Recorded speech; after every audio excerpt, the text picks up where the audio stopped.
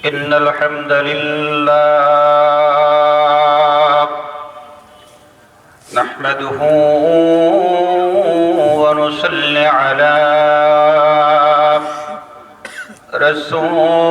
رسوله الكريم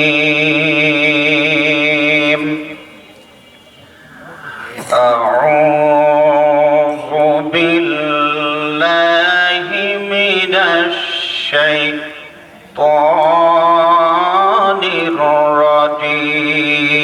الرجيم بسم الله الرحمن الرحيم يا أيها النبي اتق الله ولا تطع الكافرين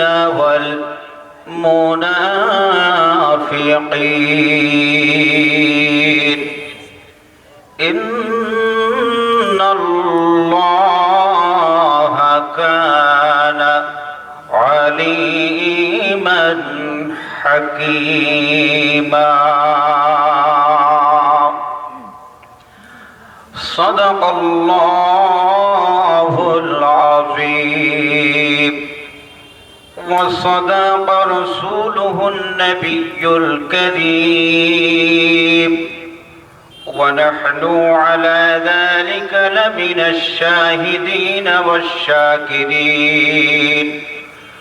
والحمد لله رب العالمين জবান ছেড়ে নবী পাকের শানে দুরূদ শরীফ পড়ুন আল্লাহুম্মা সাল্লি আলা সাইয়্যিদিনা ওয়া নাবিয়িনা ওয়া শাফিঈনা ওয়া হাবিবিনা ওয়া মাওলানা মুহাম্মদ সাল্লাল্লাহু আলাইহি ওয়াসাল্লাম বালাগাল উলা বিকামালিহি কাশাফাত দুজা বিজামালিহি হাসানাত জামিআ খিসালিহি সাল্লু আলাইহি ওয়া আলিহি হাজার ব্যথা বেদনার পরে ফিরে আসনি তুমি আপন ঘরে হাজার ব্যথা বেদনার পরে ফিরে আসনি তুমি আপন ঘরে দিনের আলো তুমি ছড়িয়ে দিতে চলে গেছো মদিনায় মক্কা ছেড়ে হে রাসূল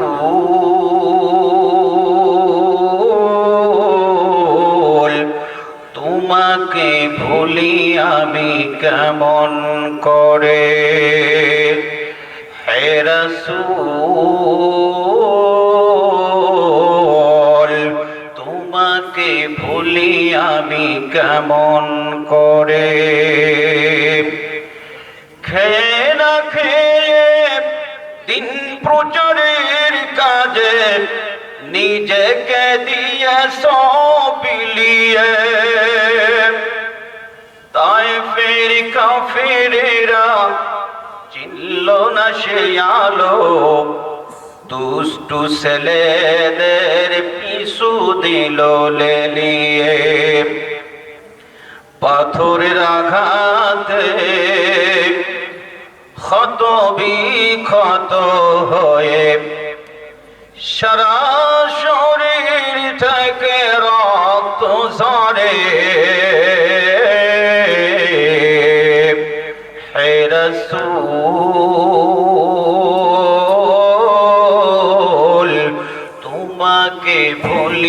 আমি কেমন করে, হাজারো ব্যথা বেদনার পরে ফিরে আসনি তুমি আপন ঘরে, দিনের আলো তুমি ছড়িয়ে দিতে চলে গেছো মদিনায় মক্কা ছেড়ে। হে রাসূল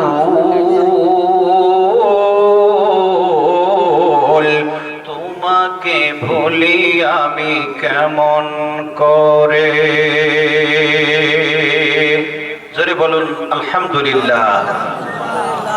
ঐতিহ্যবাহী শালনগর শ্রমিক ও ব্যবসায়ীদের উদ্যোগে 2 দিন ব্যাপী ওয়াজ মাহফিলের সম্মানিত শ্রদ্ধেয় সভাপতি বিশিষ্ট আলেমে দ্বীন, আল কোরআন গবেষক ও লেখক জনাব আলহাজ হযরত মাওলানা ওসিউজ্জামান বুলবুল সাহেব, অধ্যক্ষ মোহাম্মদপুর ডিগ্রি কলেজ মাগুরা, মাহফিল পরিচালনা করছেন বিশিষ্ট আলেমে দ্বীন জনাব আলহাজ হযরত মাওলানা সেকেন্দার আলী খান সাহেব। আলোচনা করবেন আমার পরে আজকের মাহফিলের মধ্যমণি জনাব হাফেজ মাওলানা মুফতি আব্দুর রহমান জামি সাহেব। উপস্থিত হযরত উলামায়ে কেরাম, তুলাবা ইজম, সর্বশ্রেণীর তৌহিদি জনতা। আলোচনার শুরুতে মহান মালিকের সন্তুষ্টির লক্ষ্যে আমরা আরেকবার শুকরিয়া আদায় করি, সকলেই বলি আলহামদুলিল্লাহ। মহান মালিকের মহাগ্রন্থ আল কোরআন, তার মধ্য থেকে সূরা আহজাব তার প্রথম আয়াত আমি আপনাদের সামনে তেলাওয়াত করেছি।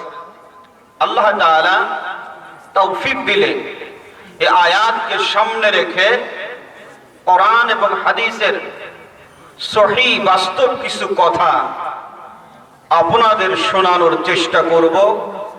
আপনারা খাস করে দোয়া করুন, আল্লাহ যেন জবান থেকে এমন কিছু কথা বের করে দেন যেই কথার দ্বারা আমরা বক্তা শ্রোতা উভয় যেন উপকৃত হয়ে আল্লাহর চিরস্থায়ী যে জান্নাত ঠিকানা মুমিনের জন্য করেছেন ওই জান্নাতের বাসিন্দা হতে পারি।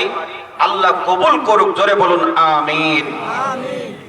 সরাসরি আলোচনা শুরু করতে চাই, কারণ আমার পরে আলোচক রয়েছেন আর আমার আলোচনার সময় বেশি লম্বা হবে না।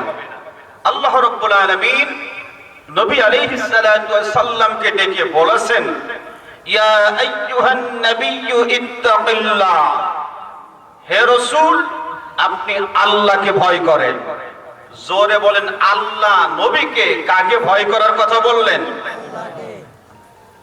আল্লাহকে ভয় করার কথা বললেন। এই ভয় শুধু নবী করবে তা নয়, এর থেকে ইমানদারেরও শিক্ষা আছে না নাই? একটু মুখ খুলে বলেন আছে না নাই? আছে।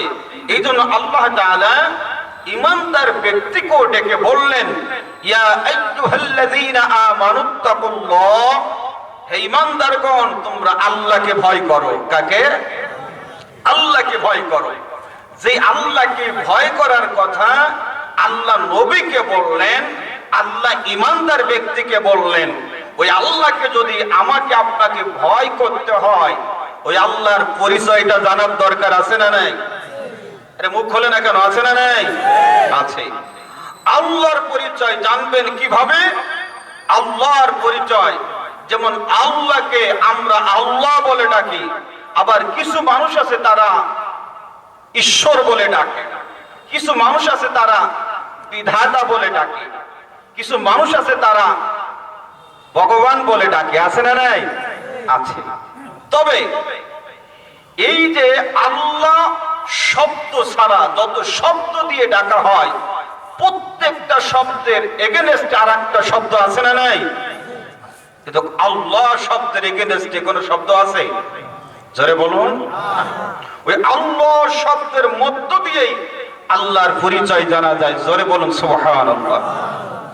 আল্লাহ শব্দ লেখার শুরুতে যে হরফটি আছে হরফের নাম কি? আলিফ। জোরে বলুন, আলিফ। আল্লাহ রাব্বুল আলামিন ওই আলিফ শব্দ দিয়ে আল্লাহ তাআলার পরিচয় দিয়েছেন। এই জন্য আল্লাহ পাক কোরআনুল কারীমের ভিতরে বললেন, আল্লাহু লা ইলাহা ইল্লা হুয়াল হাইয়ুল কাইয়্যুম। আল্লাহ ছাড়া কোনো মালিক নাই, আল্লাহ ছাড়া কোনো ইলাহ নাই। সেই আল্লাহ হলেন চিরঞ্জীব, চিরস্থায়ী। ওই আল্লাহকে ঘুম তো দূরের কথা, ঘুম তাকে আচ্ছন্ন পর্যন্ত করতে পারে না। জোরে বলুন সুবহানাল্লাহ। আল্লাহর নবী মুসা আলাইহিস সালাতু ওয়াস সালাম আল্লাহকে বললেন, আল্লাহ আপনি কি ঘুমন না? আল্লাহ রাব্বুল আলামিন নবী মুসা আলাইহিস সালাতু ওয়াস সালামের এই জবাবটা সরাসরি না দিয়ে আল্লাহ একটু কায়দা করে দিলেন। আল্লাহ বললেন, মুসা তুমি গিলাসে এক গ্লাস পানি নাও। এক গ্লাস পানি নিলেন, বলে এবার এই গ্লাসটা ধরে রাখো। হাত দিয়ে ধরে রাখলেন। এমত অবস্থায় যখন ঘুম চলে আসছে, ওই ঘুমের ভিতরে হাত থেকে গিলাসটা পড়ে ভেঙে চুরমার হয়ে গেল। আল্লাহ রাব্বুল আলামিন বললেন, মুসা কি করলেন? গিলাসটা আমি তোমাকে ধরার জন্য দিলাম, আর তুমি গিলাসটা ভেঙে চুরমার করে দিলে। মুসা আলাইহিস সালাতু ওয়াস সালাম বুঝতে পারলেন আল্লাহ যে ঘুমন না। কেন ঘুমন না? কারণ গোটা বিশ্ব জগতের মালিক যে আল্লাহ, সে আল্লাহ এই বিশ্ব জগৎ নিয়ন্ত্রণ করছেন। অতএব আল্লাহ যদি ঘুমায়া যায় তাহলে এই বিশ্ব জগৎ ভেঙে চুরমার হয়ে যাবে। জোরে বলেন ঠিক কি না? আবার ভাইয়েরা, আল্লাহ শব্দ থেকে আপনি যদি আলিফ হরফটা ছেড়ে দেন, আলিফ অক্ষরটি ছেড়ে দেন, এবার যে শব্দটি থাকবে ওই শব্দের মধ্য দিয়ে আমার আপনার স্রষ্টা, আমার আপনার মালিক আল্লাহ পাকের পরিচয় পাওয়া যাবে। জোরে বলুন আল্লাহু আকবার। আল্লাহ রাব্বুল আলামিন বললেন, লিল্লাহি মা ফিস সামাওয়াতি ওয়া মা ফিল আরদ। আল্লাহু আকবার। আল্লাহ রাব্বুল আলামিন জানিয়ে দিলেন, আকাশের মালিক আমি, এই জমিনের মালিক আমি। আল্লাহ যে আকাশের মালিক, ও মুসলমান তুমি যদি ওই আকাশের দিকে তাকিয়ে থাকো, তাকিয়ে তাকিয়ে তুমি যদি তোমার বিবেক দিয়ে, আকল দিয়ে গবেষণা করো, চিন্তা ফিকির করো, দেখবা তোমার চিন্তায় তোমাকে বের করে দিবে আকাশের মালিক আল্লাহ ছাড়া দ্বিতীয় আর কেউ থাকতে পারে না। আল্লাহ রাব্বুল আলামিন বলেন, বান্দা আমি শুধু আকাশের মালিক নই, আমি আল্লাহ এই আকাশটা তোমাদের জন্য ছাদ বানিয়ে দিয়েছি। আল্লাহ রাব্বুল আলামিনের ব্যাপারে বলেন, ওয়া আনজালা মিনাস সামাই মাআন ফাআখরাজা বিহি মিনাস সামারাতি রিজকান লাকুম ফালা তাজআলু লিল্লাহি আনদাদান ওয়া আনতুম তা'লামুন। জোরে বলেন আল্লাহু আকবার। আল্লাহ বলেন যে আকাশটা তোমাদের জন্য ছাদ বানিয়ে দিয়েছি, ওই আকাশ থেকে আমি বাড়ি বর্ষণ করি, পানি বর্ষণ করে। যে জমিন আমি তৈরি করেছি বান্দা, এই জমিনটা আমি তোমাদের জন্য বিছানা বানিয়ে দিয়েছি। ওই আকাশ থেকে পানি বর্ষণ করে এই জমিন থেকে ফসল উৎপাদন করার দায়িত্ব আমি আল্লাহ গ্রহণ করেছি। জোরে বলুন সুবহানাল্লাহ। কারণ আমি আপনি জমিন চাষ করি অথবা আমরা চিরাই করি, আমরা চিরাই করে চাষ করে আমি আপনি কি করি, ওই মাটির ভিতরে বীজ ছড়িয়ে দিয়ে আসি। আমার আপনার দায়িত্ব হলো এতটুকু, কিন্তু ওই বীজটাকে পচিয়ে ওই বীজ থেকে চারা গজানোর দায়িত্ব পৃথিবীর কোন মানুষের নয়। এই দায়িত্ব যার, জোরে বলেন তিনি কে? আল্লাহর কাজ হলো ওই বীজ থেকে চারা গজিয়ে দেওয়া, ওই চারাটাকে গাছ বানিয়ে দেওয়া, আর গাছটা পরিপূর্ণ করে দিয়ে ওই গাছে ফুল দেওয়া, ফুল দিয়ে ফলে পরিণত করা, এবং ওইটাকে বান্দার খাবারের উপযুক্ত করে দেওয়া। জোরে বলুন সুবহানাল্লাহ। এই পৃথিবীতে যত বৃক্ষ তরুলতা যা কিছু আছে, প্রত্যেকটা সৃষ্টির দিকে তাকাবেন, চিনতে পারবেন কাকে? একটু জোরে বলেন। এবার লিল্লাহ শব্দ থেকে আপনি যদি লাম শব্দটা, লাম হরফটা ছেড়ে দেন, তাহলে থাকবে লাহু।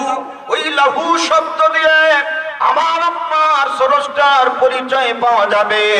আল্লাহ রাব্বুল আলামিন কুরআনুল কারীমের ভিতরে বললেন, লাহু মা ক্বালিদুস সামাওয়াতি ওয়াল আরদ ইয়াবসুতুর রিজকা লিমান ইয়াশা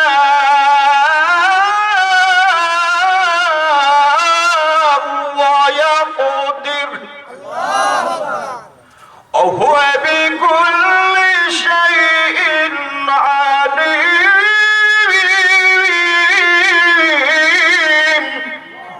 আল্লাহ রাব্বুল আলামিন বলেন, বান্দাম, এই পৃথিবীতে যা কিছু আছে সব কিছুর চাবি কাঠি আমি আল্লাহর কাছে।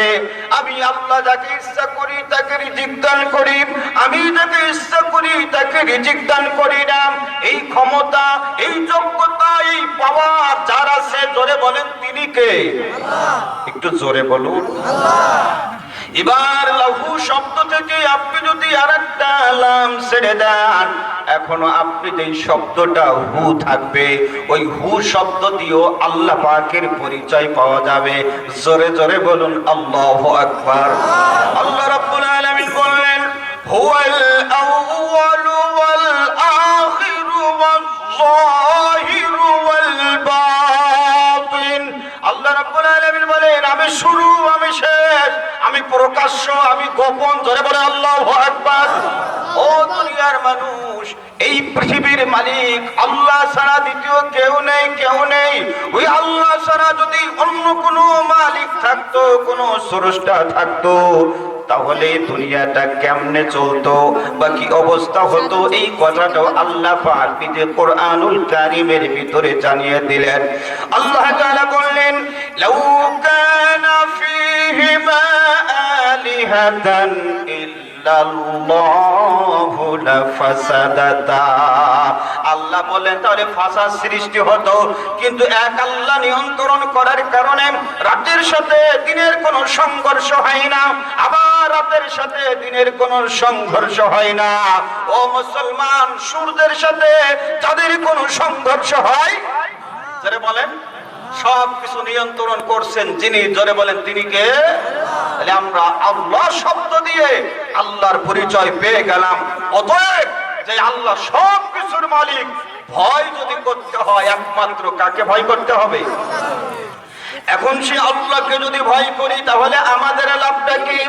আল্লাহ রাব্বুল আলামিন কুরআনুল কারীমের ভিতরে বললেন, ওয়াসিকাল্লাযীনা ইত্তাকাউ রাব্বাহুম ইলাল জান্নাতি যুমারা। একটু জোরে বলেন না বাবা, আল্লাহু আকবার।